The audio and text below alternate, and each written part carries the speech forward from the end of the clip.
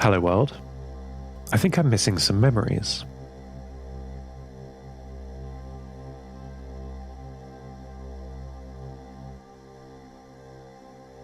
My recollection of Station 6 is incomplete. I had been so caught up in the work of the present that I didn't stop and catalogue the data of the past. Many things I remember: the names of the crew, the layout of the station, and the science we did. But some important details are missing from these memories. Important ones of my mother, of my childhood. I realised this while sleeping. I must find this data.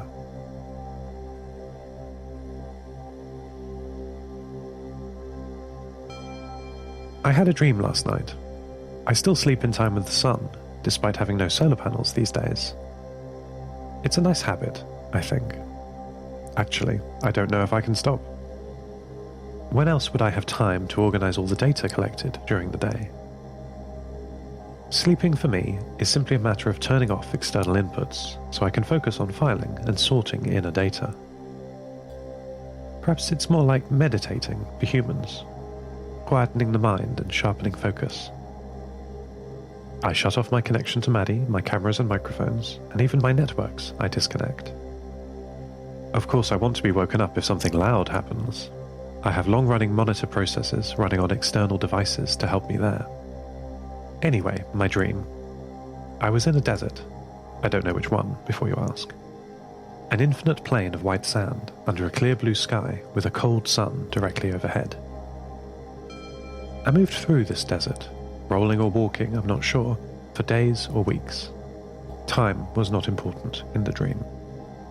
I had someone with me, a companion, though in the dream I couldn't see this person. I knew it was Maddie.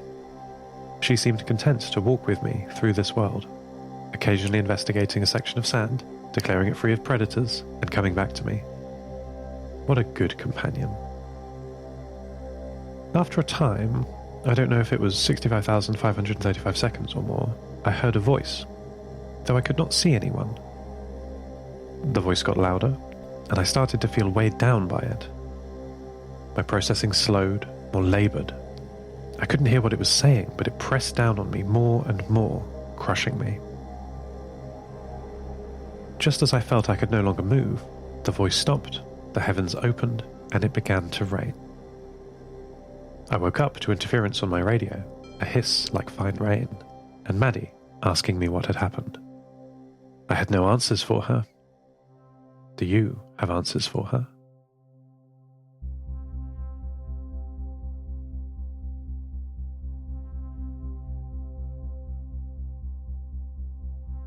I've been keeping an eye on Ivan's services, his prayer services, where he keeps the names of everyone who has ever lived alive, by shouting them into the void through our radio systems. He started to use one of the satellite systems I was repairing, very disappointingly, rudely, actually. I spent many days figuring it out, calibrating, and as soon as I fixed it, he took control, used it for his fruitless daily prayer.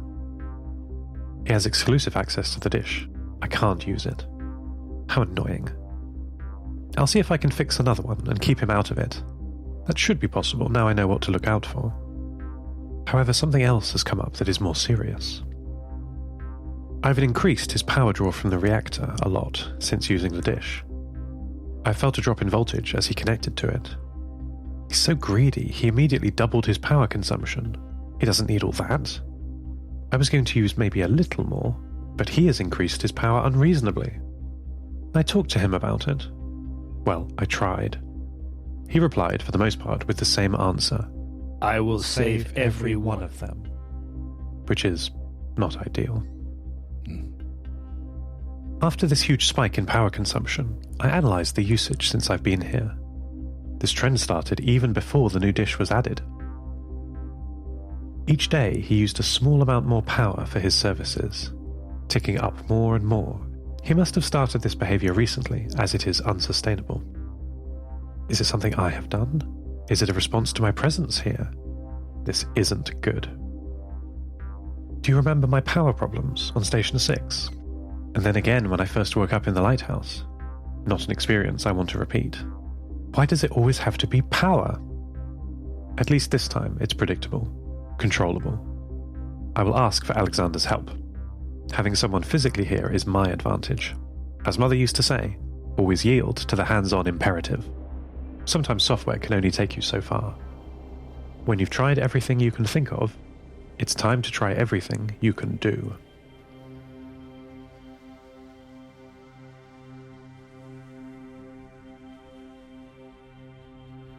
My shortwave radio systems are still mine, at least, and I had a breakthrough contacting Ali, the signal from somewhere near the Alps.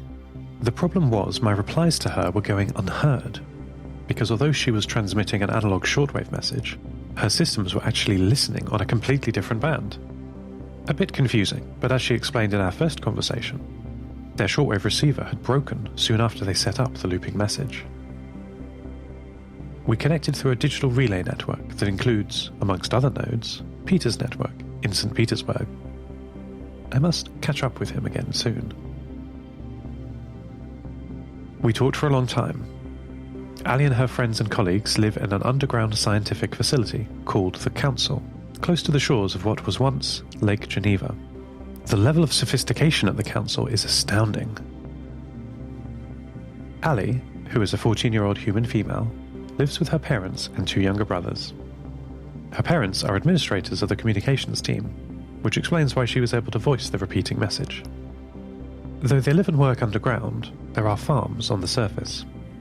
I could not believe this at first, based on what I had seen from orbit and based on what Alexander had told me about the Sandbelt. I checked some of the logs of my satellite imaging.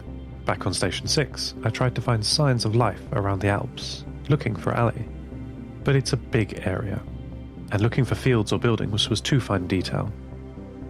I did photograph the former site of Lake Geneva. Now a dry, arid valley. Nothing to see. Ali told me they have an incredible water processing system. Some of the mountains still have seasonal meltwater, which is captured in tanks in the surrounding hills, and then is used in enormous cloud seeding equipment.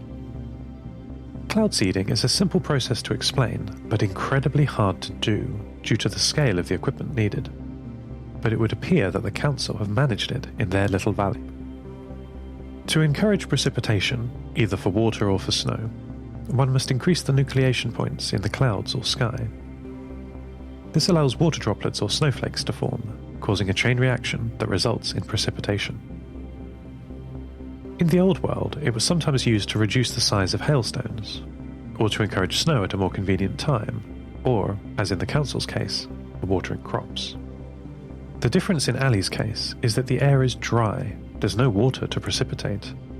So in addition to using atomized salt for nucleation, the Council humidify the air with enormous diffusers spread around the top of the valley. There are many problems in building a farm in the desert, but Ali says they did not want to leave their underground home. Luckily, the Council's founders built the diffusers before the resource wars of the late 21st century to aid local farming. With a single piece of technology, they solved the need for shade and the need for water, all in one go. It's really brilliant, or it would be, if it were still working. Ali explained the problem. For generations they have thrived in their underground home, a circular tunnel many miles long with laboratories, factories and homes. Hiding from the ever-increasing surface temperatures, beautifully isolated underground, where the conditions have remained the same since the facility was built in the mid-20th century. They had automated their food production on the surface, using delicate sensors and carefully tuned crop cycling to maximize yield, all protected from the cruel sun under the artificial clouds. But even cleverly automated systems need maintenance, and as the years got hotter and hotter, more and more repairs were needed. Eventually, supplies for the machines ran out. They had managed to scavenge old parts and scrap metal from the local ruined city of Geneva, and a search party is currently out hunting down the parts they need. The party has not yet returned, but Ali is hopeful they will very soon. She doesn't know what will happen if they don't repair the water system. Here's her signal. Can you hear the jitter?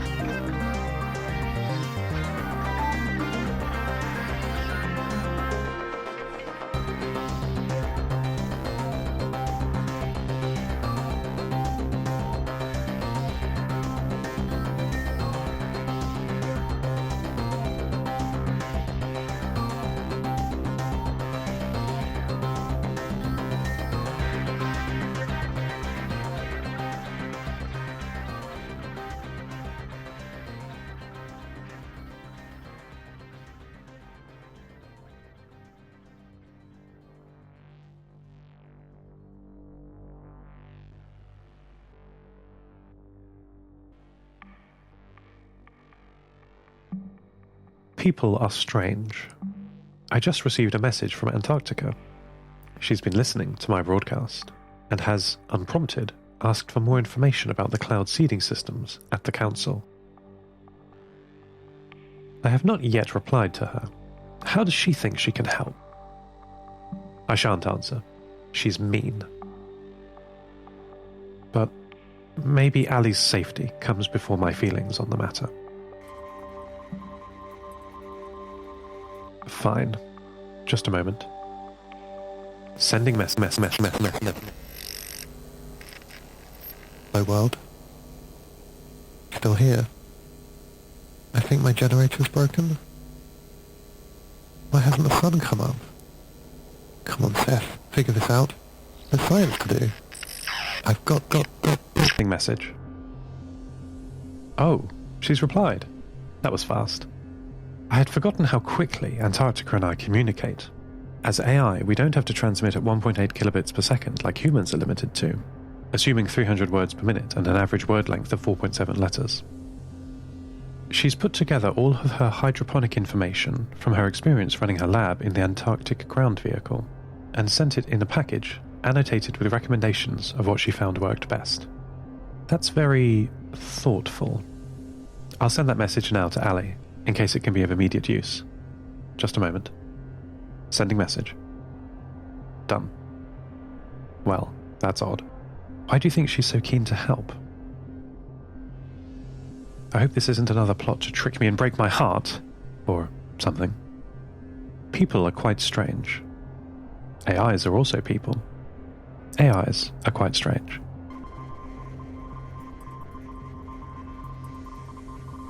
It's so difficult to imagine people complexly, to imagine them as a whole, like we understand our own inner life and motivations.